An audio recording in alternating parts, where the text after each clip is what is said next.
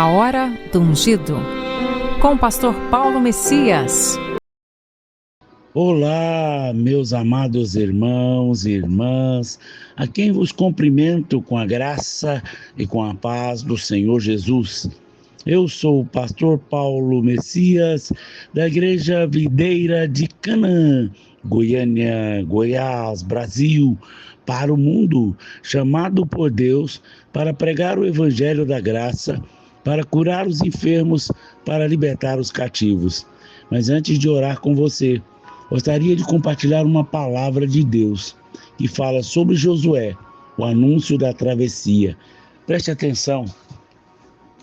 Quando Moisés conduzia o povo pelo deserto, Israel ainda vivia sob a sombra da lei, aprendendo a depender da provisão diária de Deus e a temer a sua santidade.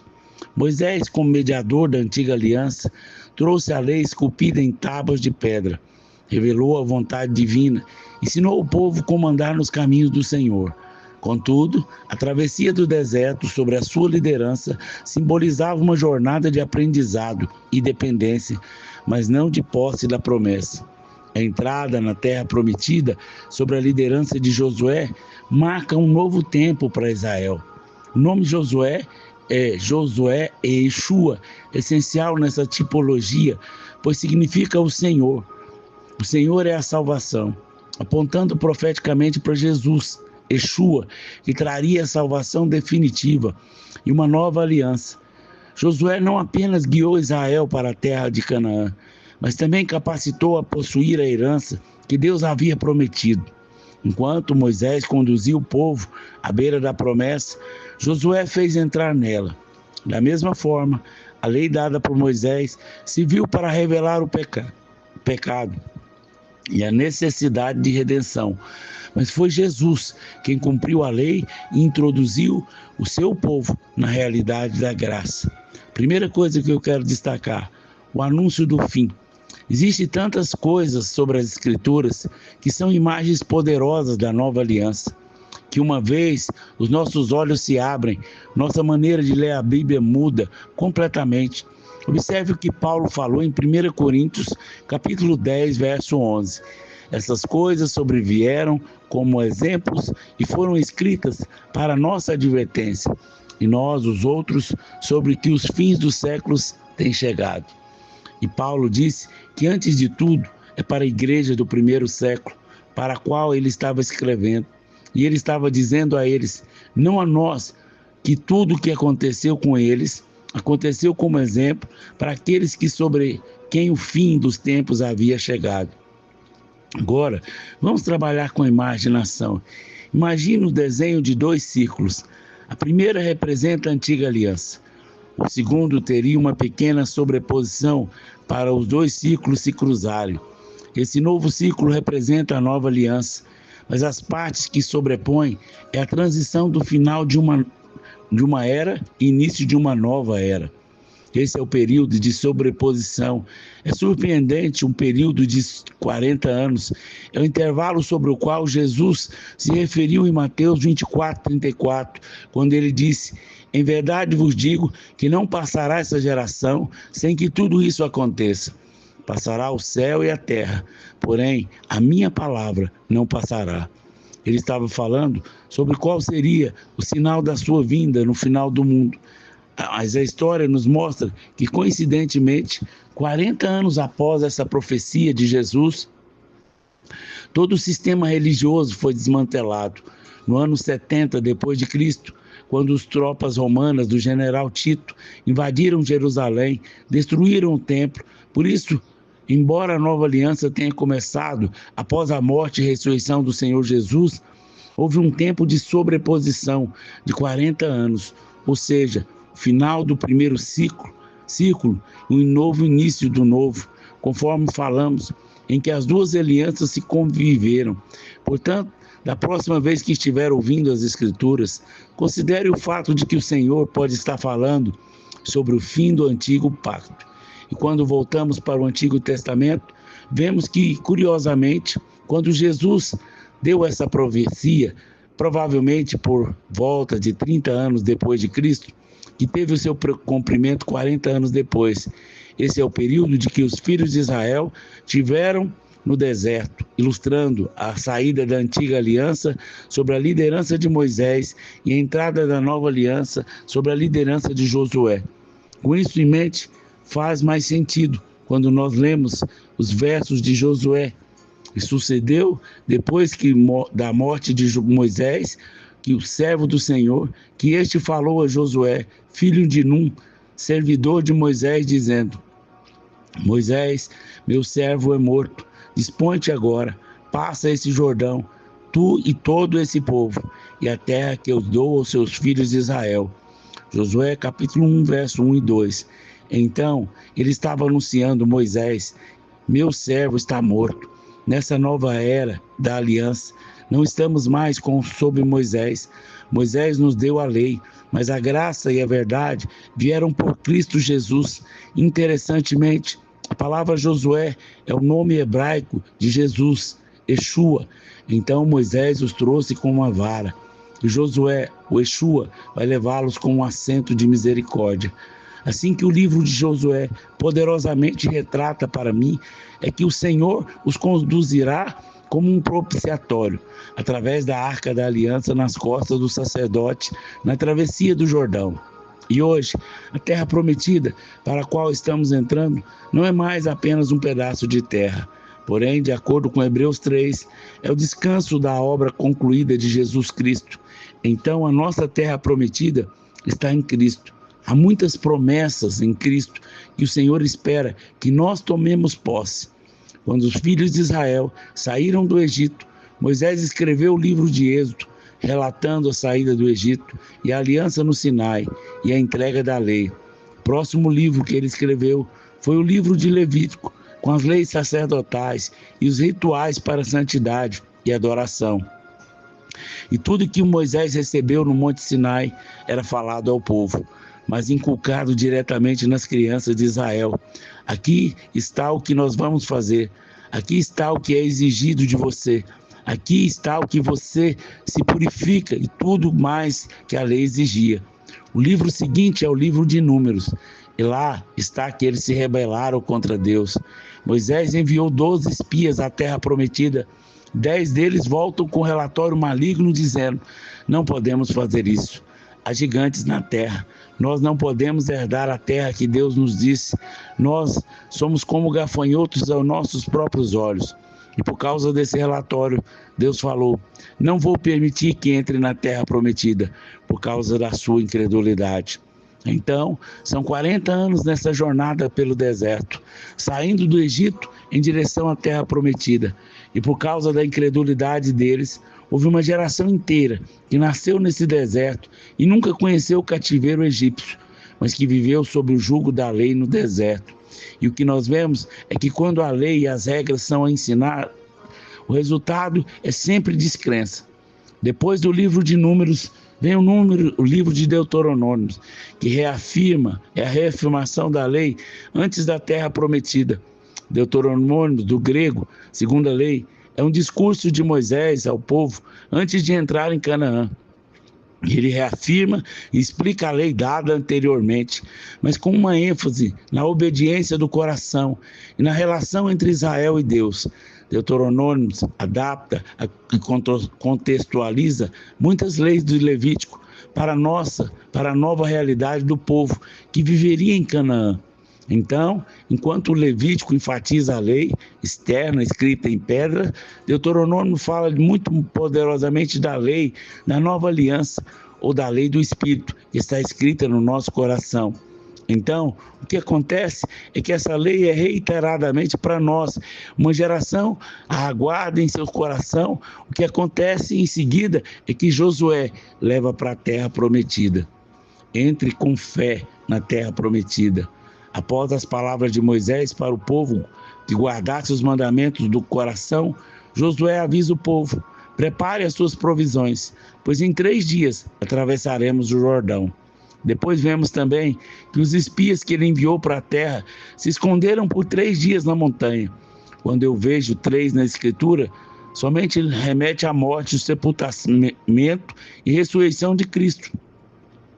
Então há um padrão aqui de que realmente nos levará à herança das promessas de Deus e o reconhecimento que Jesus fez a sua morte, sepultamento e ressurreição.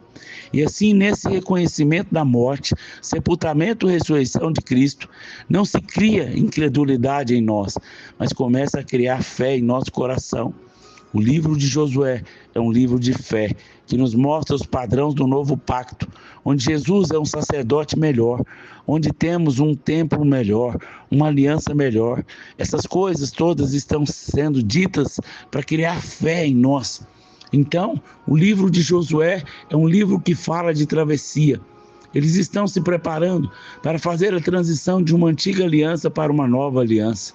E o que vai nos ajudar a atravessar para uma nova aliança é começar a ouvir algo que crie fé em nós. Assim também, os que o impediu de entrar na terra prometida, no livro de Números, foi a incredulidade. Haja visto que eles tiveram medo dos gigantes. Por isso deram um relatório negativo dizendo: não podemos entrar na terra, há gigantes lá. Somos como gafanhotos aos nossos próprios olhos. Somos gafanhotos aos próprios olhos deles. Mas quando Josué envia os espias, eles percorrem a terra e chegam à casa de Raabe, a prostituta. E ela diz: por que demoraram tanto para chegar aqui?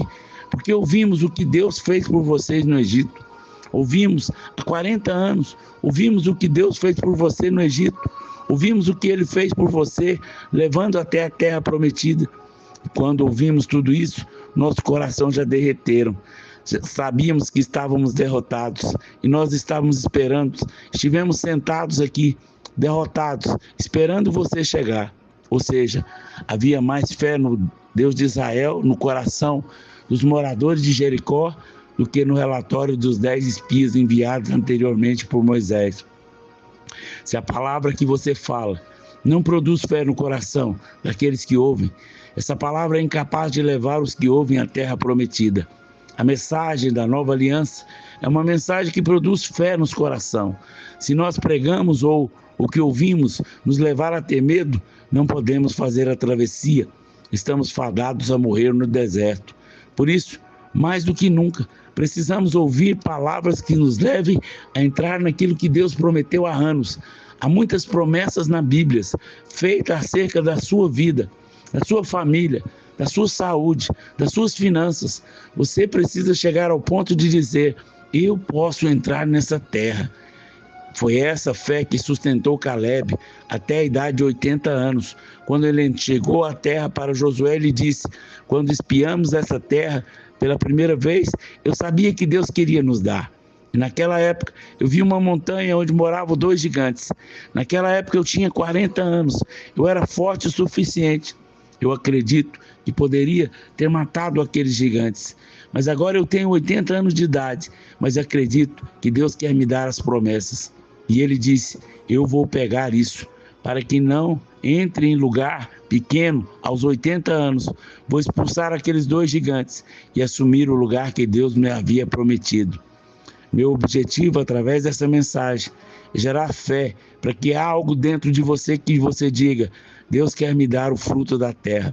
Ele quer me dar o que me prometeu. Não importa a idade que eu estou, o que Ele prometeu é meu. Não deixe chegar ao ponto que você diga: já estou velho, já passou muito do tempo. Essas coisas nunca vão acontecer. Não deixe a incredulidade se instalar no seu coração, mas comece a ouvir algo que cria fé em você, que diz: eu posso ter isso, mesmo que haja gigantes vivendo na minha terra. Eu me sinta velho, posso receber aquilo que Deus tem para mim. Posso começar a receber o que Deus tem para mim. Eu posso ver os gigantes derrotados, mesmo na minha idade, onde estou, como eu me sinto às vezes. Se você está ouvindo essa palavra, um pastor está com medo de fazer a transição da lei para a graça, porque acha que está velho, entenda, mesmo aos 80 anos, alguns gigantes em sua terra, ou algumas coisas parecem gigantes, pode ser derrotado. Quando você começa a ouvir uma mensagem de fé, que cria algo dentro de você, que diz: eu acredito que Deus tem algo melhor guardado para nós. Siga e entra nessa terra com fé. Nunca é tarde demais para pegar a sua promessa e se firmar nas promessas de Deus. diga amém para as bênçãos. Uma coisa interessante que vemos na parte final de Deuteronômio, depois que ele reitera a lei, ele diz que o povo que vai acontecer nos últimos dias, quando o coração do povo iria se prostituir atrás de outros deuses, iriam subornar o Senhor e abandonar o Senhor, por isso suas casas seriam saqueadas. Então ele disse a Moisés: escreve essa canção e faz o povo cantar essa canção, porque será uma canção que os lembrará de tudo, para que, quando isso acontecer, vocês possam saber que são julgamentos do Senhor. E nesse cântico de Moisés, ele está mostrando a incapacidade do povo de cumprir a aliança, já preparando para o que virá depois. E o que virá depois será uma nova aliança, quando o Senhor demonstrar aos homens os seus atos de justiça. Em outras palavras, o que o Senhor está dizendo é que haverá um pacto, outro pacto, porque tudo isso está acontecendo antes da morte de Moisés. E logo depois, Josué vai entrar em cena. Quando todas essas coisas desmoronam da sua performance humana e tudo que você acha que pode fazer é com base na lei, você vai cantar a canção de Moisés. Então ele começa a ensinar uma canção sobre os julgamentos de Deus, como Deus havia avisado de que estava chegando. Ele disse: agora o que eu quero que você faça, porque essa música vai ser um lembrete de que quando vocês fizerem essas coisas, essas pragas virão sobre vocês. Enquanto chegamos ao capítulo 15 de Apocalipse, vemos os anjos cantando a canção de Moisés, e entoavam o cântico de Moisés, servo de Deus, o cântico do Cordeiro, dizendo: grandes e admiráveis são as tuas obras, Senhor, Todo-Poderoso, justo e verdadeiro são os teus caminhos, ó Rei das nações. Quem não temerá, quem não glorificará o teu nome, ó Senhor? Pois só tu és o Santo. Por isso, todas as nações virão e adorarão diante de ti, porque os seus atos de justiça se fizeram manifestos. Apocalipse capítulo 15, verso 3 e 4. E se você continuar ouvindo o Apocalipse, verá que as palavras seguintes são as últimas pragas enviadas sobre a terra, contemplando assim a ira de Deus. Quando ele diz que cantaram a canção de Moisés, em seguida vem as últimas pragas. Está indicando o final de uma nova era e o início de outro. Isso nos reporta novamente a Deuteronômio, onde o Senhor estava dizendo ao povo que depois de se mostrar incapaz de cumprir a aliança que tinha feito com o Senhor, um novo pacto estava por vir. E assim, entramos no livro de Josué e começamos dizendo: Moisés, meu servo, está morto. E não apenas isso, mas como Jesus entra em cena. Dessa vez, não vamos entrar na terra prometida com base no desempenho humano, mas vamos entrar na terra prometida com base no que Jesus fez para nos dá-la. Agora, se a igreja do primeiro século, em Corinto, Paulo estava dizendo a eles que essas coisas foram escritas como exemplo para eles, então eles tinham que começar a entrar na promessa, porque todas as promessas de Deus estão em Cristo. E as promessas incluem cura, bênção, provisão. E isso não é algo apenas para a igreja do primeiro século.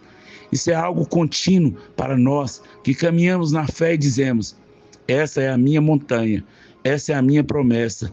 Isso tem que se tornar pessoal para todos que ouvem. As promessas de Deus são para você, para a sua descendência, para todos os cantos do Senhor nosso Deus chamar. Atos 2:39.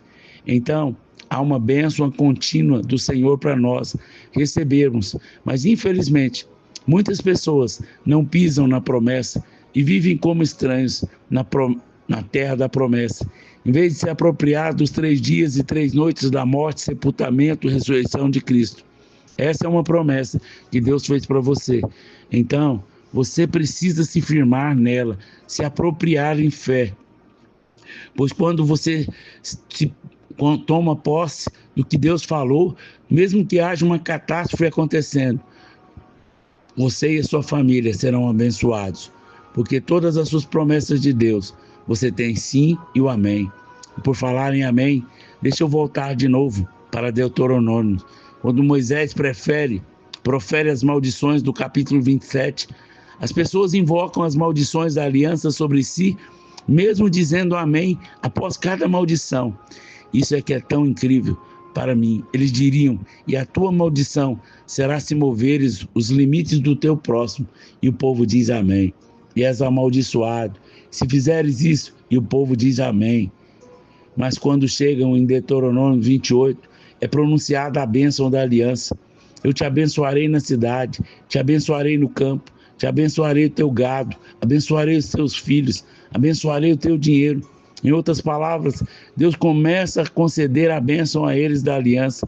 O que é incrível é que nesse capítulo ninguém diz amém. Eles disseram amém apenas para as maldições.